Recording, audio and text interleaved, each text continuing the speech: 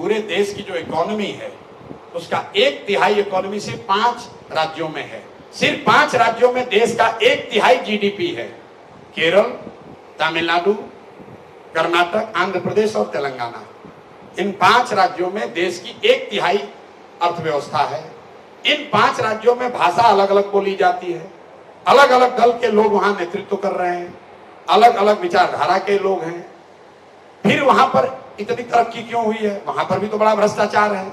वहां पर भी इसी देश का संविधान है। वहां का भी नेता सब हरिश्चंद्र नहीं है। लेकिन उन 5 राज्यों में एक चीज कॉमन है जिसने उन राज्यों को आगे बढ़ाया। वो ये कि पिछले 78 साल में उन 5 राज्य में कोई भी दल, कोई भी नेता आज तक 10 वर्ष से ज्यादा मुख्यमंत्री नहीं बना है। जनता वहां पलटती रहती है। किसी को मौका दिया, काम नहीं किए, काम किया, आपको हटा के दूसरे को देता है। लोकतंत्र जिंदा है। बिहार में 35 वर्ष हो गया, बदलना ही नहीं। एक बार वोट देने लगे अपने सांसद महोदय को, तो सांसद महोदय चाहे मोतिहारी को ले जाके बेच दें, फिर भी आप लोग वोट उन्हीं को दीजिएगा। अब फिर अपेक्षा कीजिएगा कि सुधार हो।